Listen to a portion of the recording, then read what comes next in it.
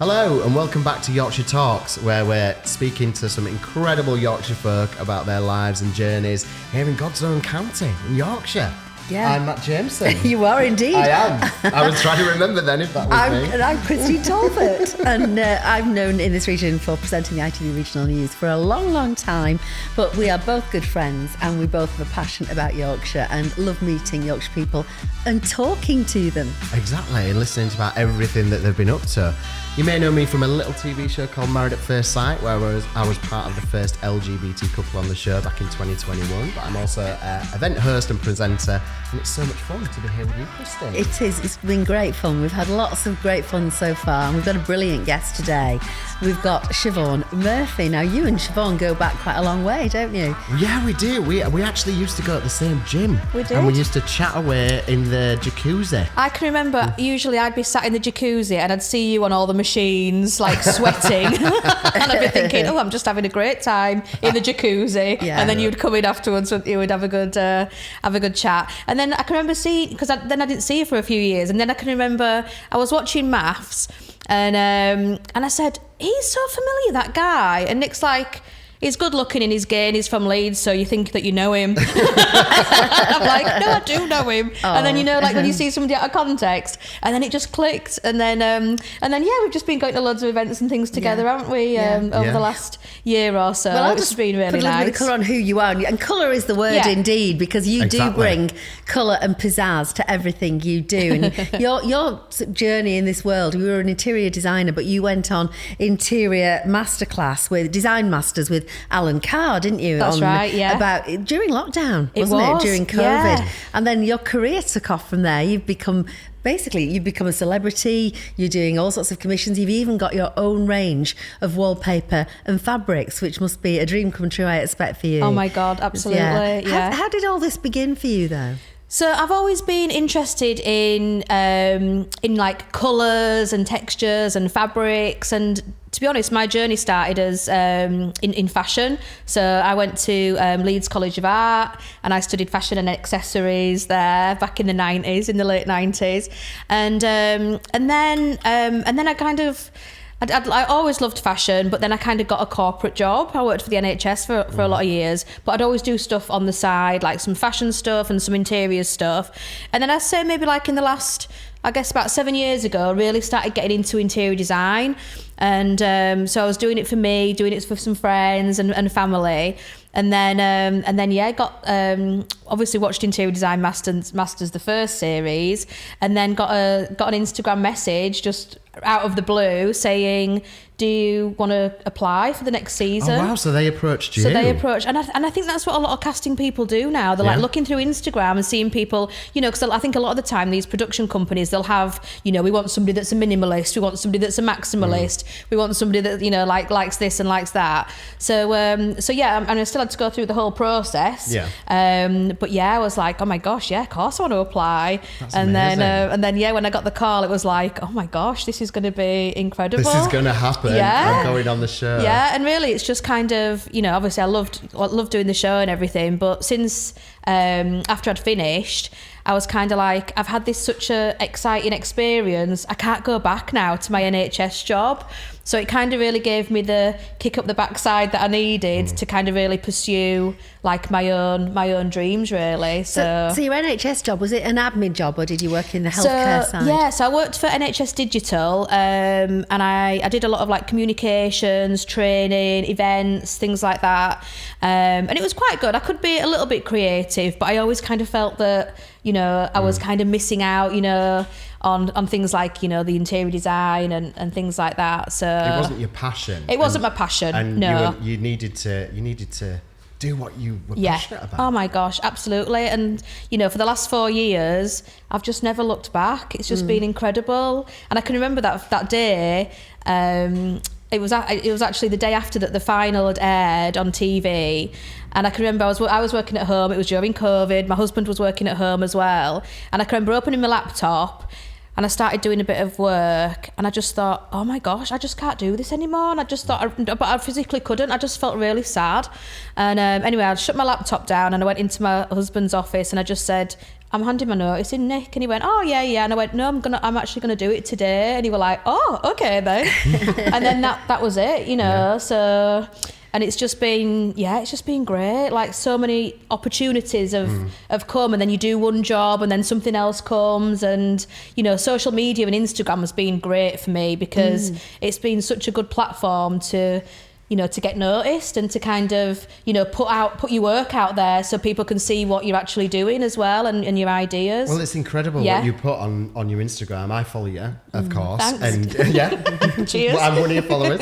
And it's also vibrant, the colours, the reels, everything that you put out there is so engaging and thanks. so vibrant. I'm sure you've seen it as well. I have, Chrissy. and that's your trademark, really, Yeah. isn't it? It's exactly. colour and bright and lots and lots of different patterns. And I love a pattern. Yeah, I've got gosh, so me many too. pattern shirts. Yeah. That it's actually a thing that You people are- say. you do like that. I do like a pattern. But I think that's the thing as well, isn't it? It's kind of like, you know, with the whole fashion and interiors, you know, whether it's like a body or whether it's a space, I think, you know, making something beautiful and making something, you know, like when you put on you put on a nice shirt or, you know, we put on a nice dress or whatever, and it makes you feel good and you carry yourself different. And I think when you feel good, and it's the same as when you go into, you know, a really nice interior space, automatically you have a feeling, don't you, whether you feel cozy or you're excited. And for me, my interiors, it's all about creating joy. So whatever I'm doing, I want somebody to be happy in that space. So it's like that connecting with it, isn't it? Like you were saying absolutely. about the clothing thing as well. We all want to feel lovely. Yeah. And it's being in that space where you have that connection as well. Yeah, And definitely. feel comfortable in it. I was just so sick of seeing grey. Well, I was going to say that's what I was just going to say. I was saying the trend for many years has been beige and oh my gosh. neutrals. It was beige and then it was grey and then it was greige, and then I'm just like, oh my god, like how is that making you happy? Like, you know, I'm you know, when you're a kid and somebody says like, what's your favourite colour? It's never grey, is it? It's always like pink or blue or you know, it's never grey. Bring on the pink. And We I just all think, love you know, and I pink. see these rooms and I think this looks like a prison cell. Like everything's just, and I think because it's a trend, then people think, oh well, that's trendy. That's what I should have because this other person's got it. And actually, like, you know, when I'm speaking to clients and they're like, well, I've not got a clue like what I like. And, you know, actually some of the time I actually say, well, let's have a little look in your wardrobe, because, you know, sometimes I'll go to somebody's house and they're like, you know, they're really like vibrant and they love like wearing leopard print and they love pink and they love like all these like things that I love too.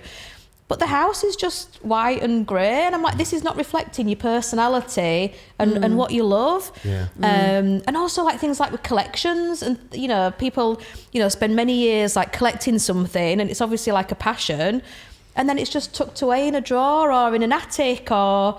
And I just think if you've got something, like get it out, like display it, so that every time you go past, you're like, oh, that puts a little smile on your face. Exactly. So taking us back to that moment when you got onto the programme and Interior Design Masters, big high profile programme. Yeah. How did that change your life? Did it change overnight or was it a gradual process? Yeah. So we filmed the show, and that was great. So we filmed it over like 4 months. And you had to take leave from work, didn't you, to do it? Yeah. So I was a bit sneaky really, and I never told anybody at work because I just thought I might get kicked out in the first week. What's the point? So literally, I think I booked like 2.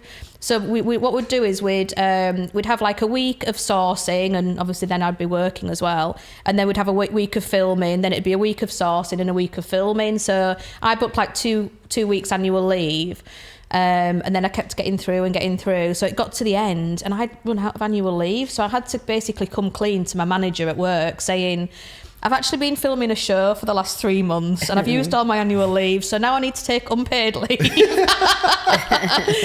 And she was like, I thought it was funny that you'd be like working for a week and then you'd have a week off. How funny is that? But I just thought, well, you never know, do you, in these things? You could just be out in the first week, and I thought, well, I don't really want to tell anyone if that's the case. So, but yeah, so and you made it to the final. Yeah, I made it to the final. So which was, but to be honest, by the time I got to the final, I was like, I don't even care if I win or not. I mean, it would have been nice, but I was like, I just wanted to do the designs. That was like the main thing. And but then there's like a 4-month gap. So the show airs. Sorry, you finished filming, and then you've got like 4 months. And like in that 4 months, I was thinking, I need to have a plan. I need to know what you know. So my plan was always to set up my own interior design studio. But yeah, it was only after the day that the final aired when it was like, right, this is what I need to do, because I think like anything, you can have these dreams and ideas, but sometimes you've just got to take that first step, don't you? And take the action. Opportunity. Yeah. You do. You've got to grab it when it's there. Yeah. And it's very similar, I think, to the way Mass was filmed. We had a massive gap. You film it, you're away for 3 or 4 months, and then and then you've got that big gap, and you're like, what do you do It's now? a bit of a limbo time, really, because you've had this really like majorly like exciting experience, haven't you? And you're kind of thinking, well, this is like kind a of changed. Dip, yeah. But then the show comes out. Yeah. And then it's like, you're on a high again. You're on a high. People start recognising It's you. what interests me with both of you. You know, both had, ordinary lives, not ordinary lives, but just lives where you weren't well known. Yeah. And then suddenly both thrown into the spotlight. Yeah. And become recognised. People must have been stopping you in the street. Yeah. And how do you deal with that when you've never had that before? I don't know. It's funny that, because that's something that my mum and my husband always say, like if we're out and about and people are like, can we have a selfie and things like that. And I don't know. Everybody's like, I've never met anybody like in the street that's not been really nice and really complimentary and been like, oh, I love the show, or my wife loved the show, or my kids love the show. And I think as well, because as it was aired in lockdown, like a lot of the time people were saying, oh, it kind of got us through, because like it was something to look forward to every week, because we were all kind of stuck in, and I think that was at a time where really like interiors had a massive boom, because people were looking around the houses thinking, well, it's now my office, it's my home and my office and everything, and is this really like making me happy? So in the interiors kind of industry was having a real moment during that time, because people were just decorating the houses at home. And I think people loved that about you as well, and your style, and that's where the connect came with people in the public and people stopping you. I mean, I've been out with you and people are stopping you. And you, more than me. Not that I'm jealous at all. But you were saying that people are so lovely, and people were the same with me with the show. Yeah. Was there any time when it was overwhelming for you? Because there was a moment, and I think I've shared this with you before actually, there was a moment, the show was on, and obviously me and Dan were together at the time, and we went to Leeds Arena to see Steps, and I was buzzing because I'd had these tickets for ages and ages, but it was still in COVID time, so it was when you had to queue and you had to show your COVID everything. And there was one person noticed and then was like, oh my God, it's Dan and Matt. And then suddenly everybody. And then there was a queue. And then, it literally was that. And it was, I've never experienced anything like it. And it was literally bombarded. We couldn't get into the arena because there were so many people around us. You were missing out on the gig. We missed, well, we got in for Steps, but we missed Sophie Spector, who Dan wanted to see because he wasn't really bothered about Steps at all. But everybody was nice apart from, I do remember there was a couple of people that were like, prodding you in the background, can I have a selfie, and not being polite. But most people, 99% of people are lovely. What's your experience? I think the only time when I felt a little bit overwhelmed was I went to a festival with my friend Paul, and that was the same, like literally like for like 2 hours it was just like craziness. It was like a gay festival, so like, and a lot of my I guess a lot of my followers are are gay guys, because they love the glitter and the colour. We love you. So literally like after a couple of hours I was like, Paul, I need to get a drink. I feel like this is like a meet and greet that I'm not getting paid for.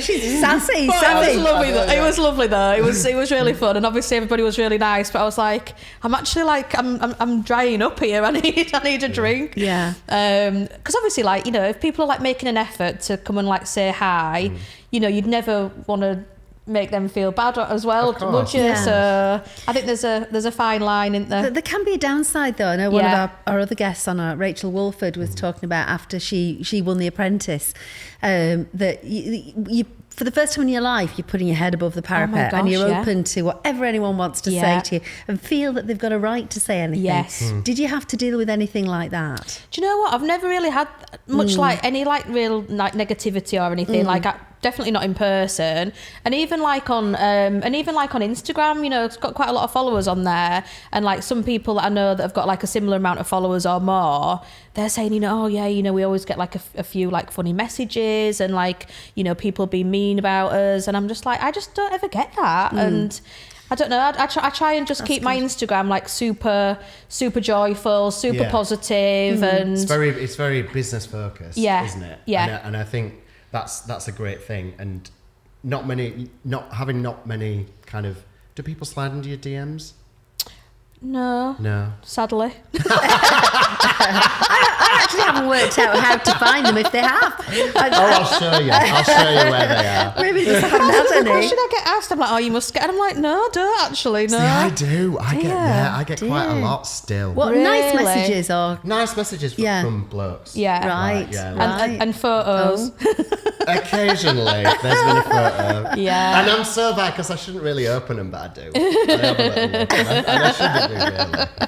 And do you respond or do you just ignore? No, ignore. Yeah. We should say what your Instagram handle is. It's at Interior Curve, It is, isn't it? yeah, So it's if anyone wants to have a look Interior at all the work, basically it shows off everything that you've done, doesn't it? It does, yeah. And I think it's nice because I think, I've still got a website and everything, but for me, like all my clients come from Instagram now. So, and I think it's a real good way for me, like I'm a very visual person. So, putting the videos out and the photos and everything, I think it's a really good way, isn't it, of just kind of showing what you do. Yeah, it's your shop window. Yeah, now. of course it is. It used to be yeah. websites, but I think now it's all about social media. And you don't know who's watching, do you? You never know. No, it's quite exciting. It is know. exciting because Yeah. you can get messages from other organisations, businesses, anyone that might be interested. Yeah, you never just don't know. So what did it lead to after? What was the opportunities? You said loads of opportunities opened up. What kind of things were you doing? So, oh wow. So I've obviously like worked with loads of different brands on different campaigns. Some very random ones. So I worked with Joel Corey on a bedroom makeover that we did, and he like ran a competition. That was really, really fun. I brought out a collection, an 80-piece collection with Freeman's. So that was furniture, decor, lighting, cushions, bedding, the whole shebang. So that was really exciting. So I did 4 collections with them, Christmas collections and everything. And then I got a DM. Somebody did slide into my DMs, but it wasn't anything, it was business related. And that was, I got a message from a publisher saying, have you ever thought about writing a book? And I was like, yeah, of course. So that was really exciting. Yeah. So I wrote my first book and had that published, all interiors. So my interiors and other interiors that I love and that I'm inspired by. How did you pull that all together then? Oh, a lot of work, but I just really enjoyed it. Again, because I'm so visual, I did loads of photo shoots. I then contacted all the people that I wanted to appear in my book, to get all the beautiful photography. And then I spent 3 or 4 days down in London with my publisher and a graphic designer. And we just had it on the big screen, and we were just going through like every single page, because my thing was, I don't want any page to be white. I want always colour, like on every single page. So yeah, it's a bit of a feast for the eyes. I just wanted it to be like a really nice coffee table book, but also to give people like a bit of confidence to say, like, you can just go for it, just be bold. And even last night I got a message from a friend saying she'd stuck up some wallpapers, and she's like, is this too bold for me? And I was like, no, go for it. And she's like, I never would have done it before, but if you say yes, that's good. So I hope that the book does inspire people. And then over the last 18 months I've been designing my own wallpaper and fabric range, and that's what I've always wanted to do. So that's really, really exciting to actually design something from scratch, seeing the rolls of wallpaper coming off the production, and then getting messages from people that have bought my wallpaper with, when it's up in their homes. And it's really, really nice. And obviously then I can use that on some of my interior design projects as well. Absolutely. So amazing. Well, brilliant. It's rolled over into your own personal style as well, because you dress you're colourful in the way you dress. And do you ever feel this pressure or to always look great and colourful, or do you ever think, I'm just going to put my old grey trackie on today? Well, I mean, you're saying that, Christine, but I have literally come from a job, and as you can see, I'm actually covered in paint, but I am rocking a leopard print. Hold your hand up to the camera. Just hold your hand up, because she came in and she's covered in green paint. I'm covered, so my nails aren't done. I'm covered in green paint. But you've still got a leopard skin trackie, not an old grey one. Yeah, and I put a bit of red lippy on. for the occasion. So yeah, but I just love that, and I love that whole. For me, sometimes the getting ready is the best part of the night. A glass of wine, music on, all the makeup out, and like looking at what I'm going to wear, and for me, like, fashion is just about feeling good and feeling confident in your skin. I think sometimes it's a bit like armor, isn't it? We put on a fabulous dress or a suit, and it's kind of like, gosh, I can just take over the world in this outfit. Yeah. So I think it really does have a massive impact on how you feel. And I love accessories. Yeah. Accessories are my thing. That could be your next venture, moving into clothing ranges. Well, Christine, did you know this before? No. No, you didn't actually, did you? So that was another thing. So a few months ago, I started talking to a company called Snag, and I've used their tights. I've worn their tights for years. I think they're a great brand. So they started in tights. And basically they just do all the colours under the sun in tights, and they're just such good quality. Like sometimes like you put a pair of tights on and they're like rolling down and you're like pulling them up and all that kind of stuff. Well, these are just like very size inclusive, which is very important, very colourful and really good quality. But they've started going into fashion, and they approached me a few months ago and said, we really love your fabrics, and would you want to do a collaboration with us? And I said, oh yeah, that'd be great. And so basically I've designed like a 10-piece swimwear collection that's coming out. That's coming out next summer. So there's like 3 different looks, and there's like so beautiful shapes. So you've got like lovely silhouettes. You've got lots of beautiful like frills and like extra things. We've got lovely caftans to match, and like little swim skirts and dresses. So yeah, I'm really, really excited about that. So I went down to London a few weeks ago with one of the fit models. So she was like trying them all on, so I could see what they were like. And I was like, oh God, I feel like this is like gone a full circle now. I've kind of done the interiors thing, and I've kind of gone back a little bit to the, to my first love of fashion. Right. And it's just how it's come round has been really nice. So it was lovely. Oh, that's there's often a bit of a vintage feel as well to what you do, isn't there? Yeah, which I definitely. love. And I think that's nice. And I think sometimes, with fashion and interiors, it's nice to put in, something a bit old, isn't it? Because I think if you're buying everything new, whether it's, clothes or, in your home, it can all just look a little bit too, I don't know, just a little bit too modern, can't it? Whereas sometimes just bringing in that like one bit of, whether it's vintage jewellery in some fashion, or whether it's like a nice vintage piece of furniture, it kind of just gives, a bit of texture and a bit of depth to your scheme, I think. Exactly, and it's all about upcycling as well, oh my it, God, now? I love an upcycle. And looking at the things that you've already got and what can I do to that to actually bring it back to life. Oh my God, it's so fun. I literally, like, my Instagram is just full of like them kind of like DIY, like upcycles. I'm totally like that with clothes. I do not like throwing anything away. Don't you? No, and if it's got a hole in it, as you can see my jeans have, I'll just get them sewn. I can't sew I thought that myself. was deliberate. Is that? No, this is whipped a bit too much, that one. But I can't sew myself, so I've got Mrs. Bobbins down the road does it for me. That's brilliant. Well, you have the idea, don't you? And then you're like, I've got a lot of friends that kind of will buy something and then literally like have it nipped and tucked, just and then you've got like a fully like bespoke kind of outfit then, don't you? So how much do you think your Yorkshire background comes into your appeal to the public? Because you're from Castleford originally, am I right? Yeah, so I live in Castleford now, originally from Kippax. Right. Yeah, so always Leeds. Yeah, always been West in Yorkshire. And your accent is great. And do you think that coming from this part of the world has added in some way to see your success? Yeah, I think so. I think what people like is to see somebody that's, pretty good at design, not blowing my own trumpet, but that's also like quite down to earth as well. And it's kind of nice, like every time like I go down to London, like my London friends are like, oh, we love Yorkshire people, they're always so friendly.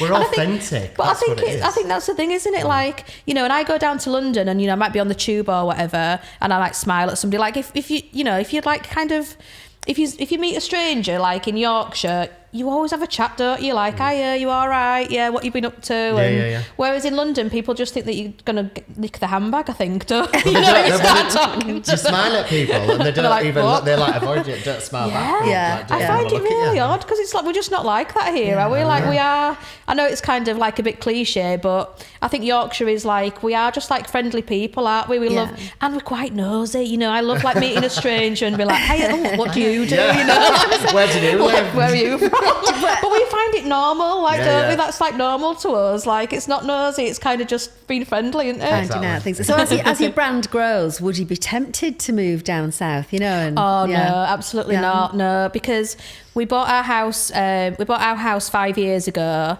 and we've always said that's kind of our forever home now. I mean, obviously, you know, if things take off and suddenly I've got, you know, millions in the bank, then I might have a flat in London or whatever. But I don't know. I just think for me, I think I love travel. That's like a massive, you know, certainly from an interiors point of view, a massive inspiration, but I just love travel anyway. So I think we'll always have our base in Castleford, but I would always just like to just travel the world, really. That's the plan. So when you say you get inspiration from different places you've travelled, what kind of places? I mean, I'm thinking is the Caribbean and the colour. And So I'd say, I mean, Thailand is one of my favourite places to travel to.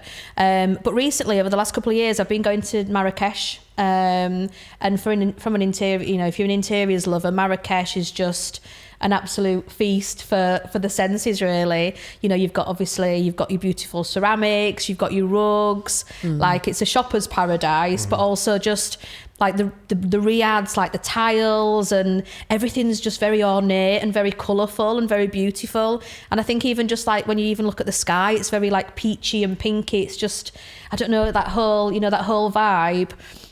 So yes, I love going to Marrakesh. I'd say that was like a real inspiration place for me. But anywhere really. I mean, like hotels are great. You know, hotels and restaurants I think always give a really good inspiration because everything's bigger and brighter and the lighting's always great. And I think going to nice places like that for inspiration, and you kind of think, oh, that might look good in my house. You know, it's quite good, isn't it, for things like that. Definitely.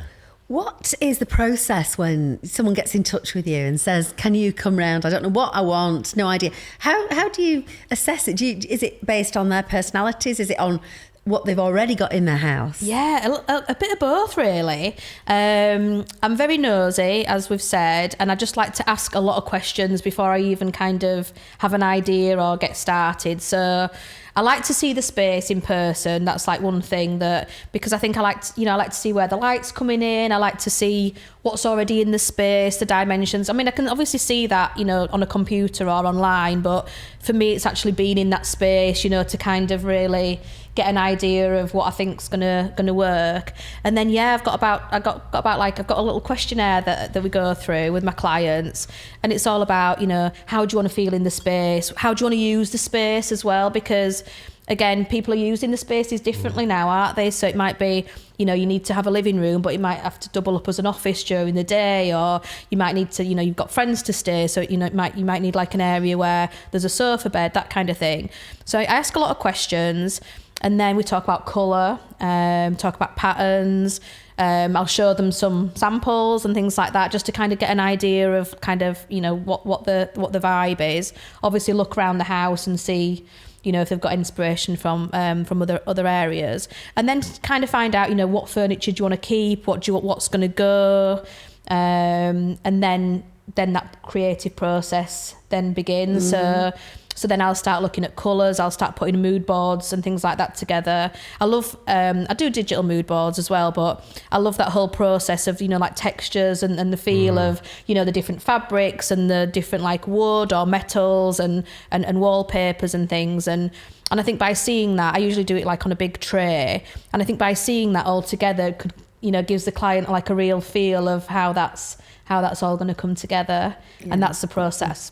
That's the process that I really love. I love it. It sounds so cool. And I think people being able to see that and what you're talking about with the textures and seeing it and actually it being kind of a representation of them must be such an exciting process to go through. So I'm working with a client now in the next couple of weeks. I'm going to see her next week, and she's she was an art teacher and she specialised in embroidery. Okay. So I'm doing her bedroom and 2 bathrooms. But in the bedroom, she wants like a sanctuary, like spa kind of bedroom.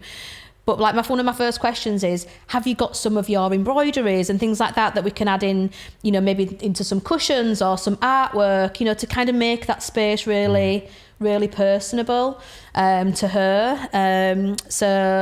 So yeah, I think that's really important because it's not my personality, it's the client's personality, and that's the difference, isn't it? Yeah, and you get some unusual commissions. I know the Green Hand. The Green Hand. You're doing a camper van, aren't you? Oh my gosh! So, literally, she's my ideal client for one, because literally she's like, I love everything that you do, and I'm just going to let you get on with it. And I'm like, really? Okay. So this is like me unleashed, and they're the best clients, because really, from my point of view, then I can just go wild and be as creative as I possibly can, you know, when it's a client that's just gives you kind of free rein.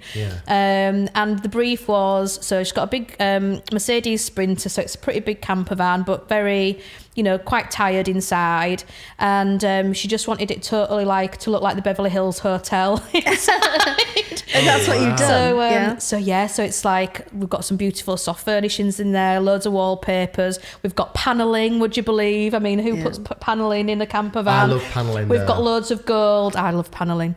We've got loads of gold accessories going in. She's got a little bar area. Oh, it's just. And will you be showing this off on your? Oh my God! On your Instagram? I can't wait. I've already started putting my reel together. Yeah. I can't wait to see it. I know. That's amazing. Is that the most unusual thing that you've ever done? Or yeah, I think it is actually. And do you know what? Like you kind of think small spaces.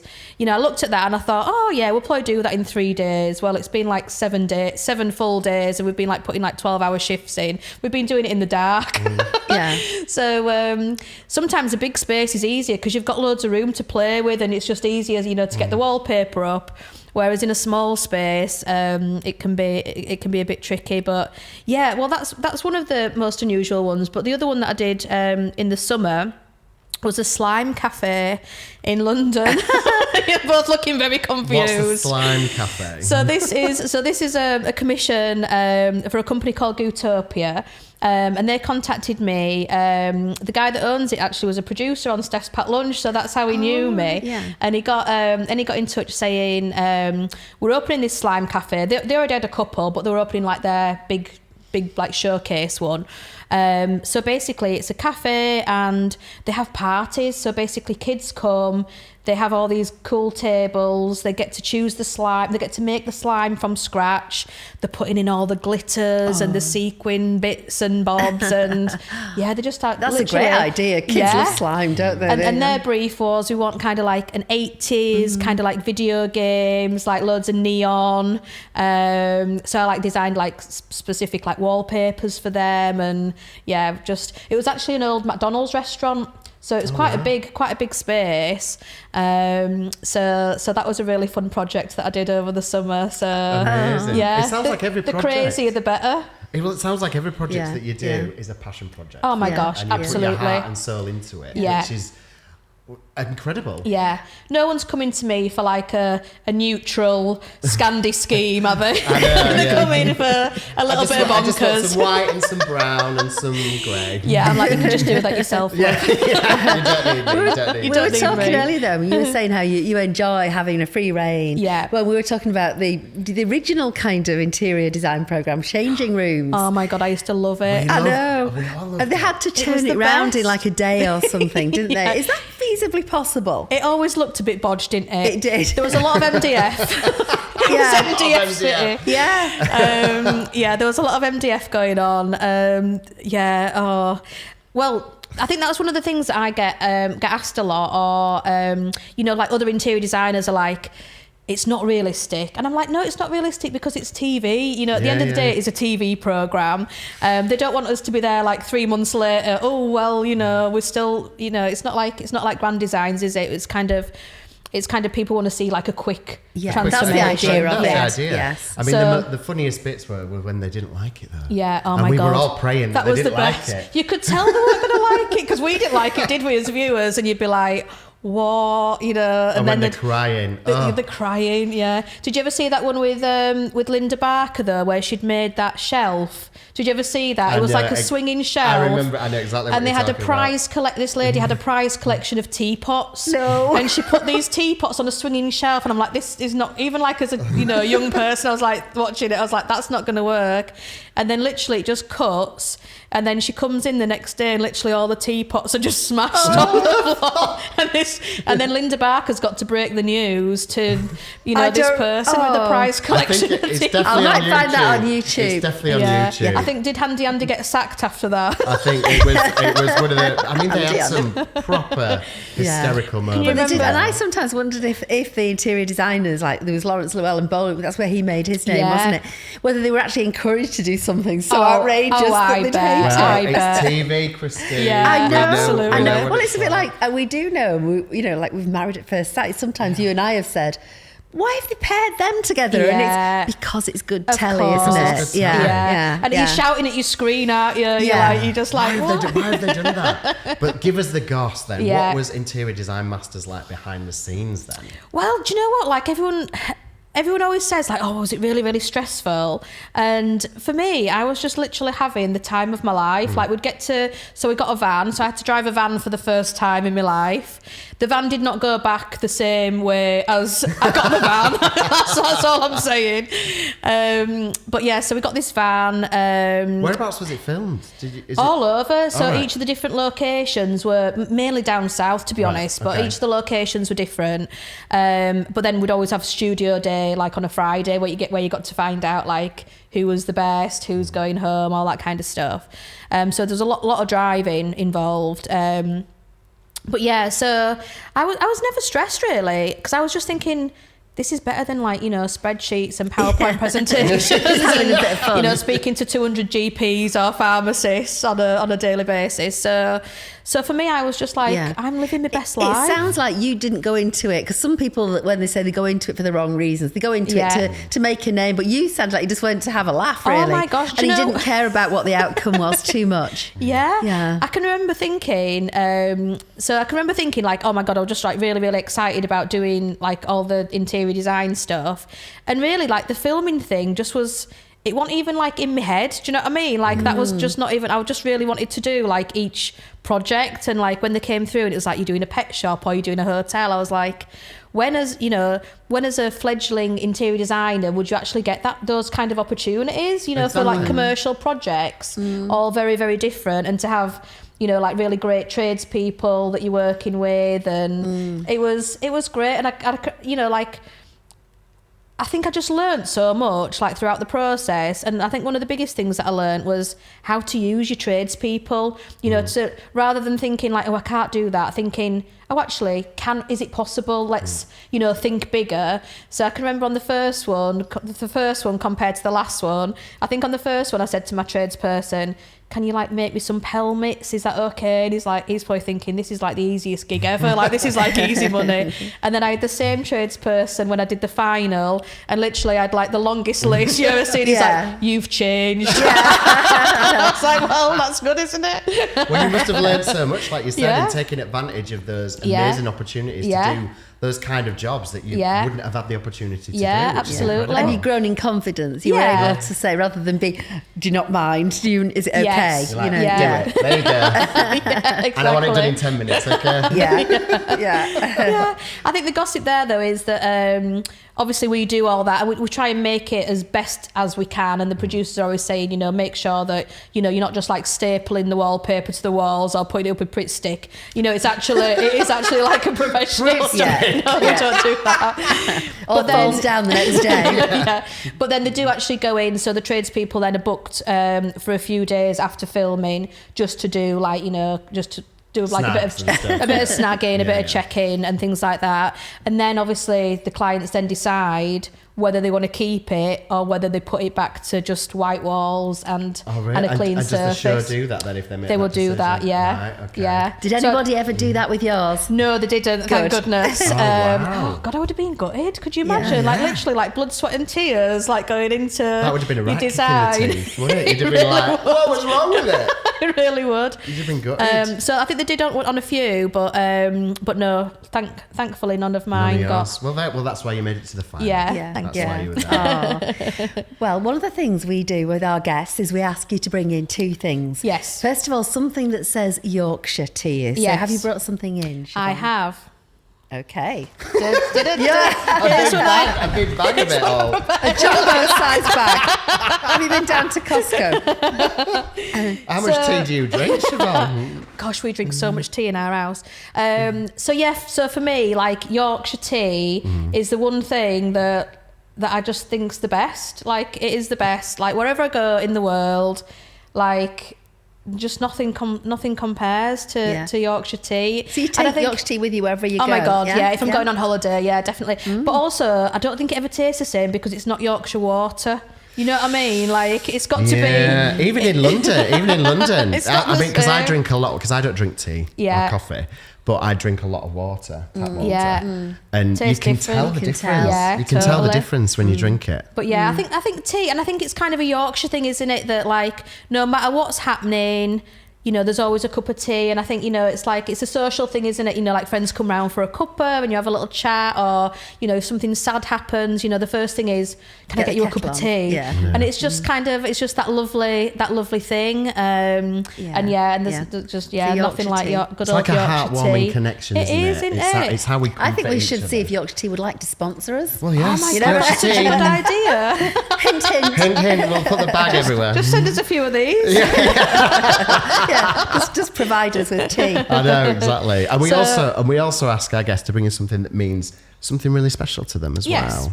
So I'm not very, I mean, I love stuff and I'm a maximalist and, you know, I've got collections and all sorts, but I guess the thing that means the most to me in life, really, in terms of a material possession is my grand's engagement ring. So, yeah, so I don't really wear it that often, to be honest, but it's just a lovely thing. And I think out of everything, if there was a fire and I had to just save one thing, I think that would be lovely, it, because lovely ring. my gran just wore that every day, and I can remember just like even like as a kid, like I was always like touching it and just being like, oh, I just really liked it, and yeah, it just reminds me of. Do you know what the my stone gran. is that's in it? Or I don't know, actually. I mean, is it blue, dark blue? I think it's like we'll do a close up of it I think it's like afterwards. a ruby. I think it's red. Yeah. I think it's like a Oh. ruby. Are they rubies? Yeah. There's two. Is there two stones? Yeah, there's two. Yeah. So so that's like my favourite. That's kind of my favourite thing. But Yeah. I'm not actually very sentimental with stuff. You know, I can, you know, I like to have like nice things, but I'm kind of, you know, things come in and things go. But that's a kind of a sentimental thing for me. A lovely thing to have, and you know, just treasure it, really, isn't it? Yeah, definitely. So, what's next for you before we go? I've got a couple of exciting projects that's going to be happening. So I'm doing some really fun Christmas commissions this year and next year, but I can't talk about that just yet. I've actually been asked to do a couple of party rooms in a hotel in Ibiza in the summer. Nice. So Matt's already booked his trip. Can I come with you? Do you need a PA for the day? So you got a DIY. I can Yeah, get a bit of painting. Yeah, I can do a bit of You can't just painting. go and lie in the sun, Can you hold know, a hammer. Matt. Yeah, you've got to go you and got get your your hand in. paintbrush packed. So that'll be really fun. And they want like full like Barbie kind of aesthetic. So that's going to be a really fun project. And also the other big project that I'm starting in January is I'm actually doing a kids area of a library.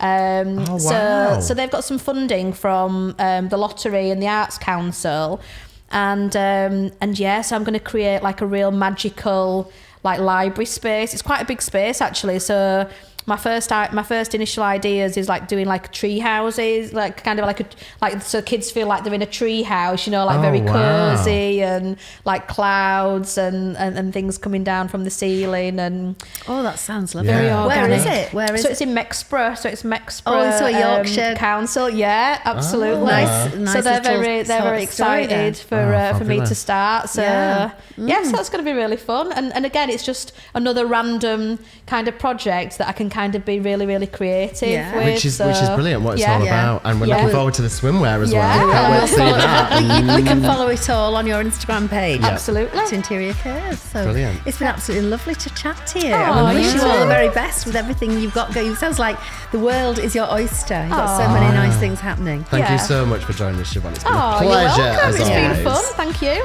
Yep, and that's just about it, isn't it? Yeah, from that's this it for episode? today. Thank you so much for joining us. Don't forget to like, follow, and subscribe, and we shall see you all very soon. And we're off for a cup of Yorkshire tea. Yorkshire tea. Get them out, Siobhan. Siobhan, thanks so And the much. tea bags.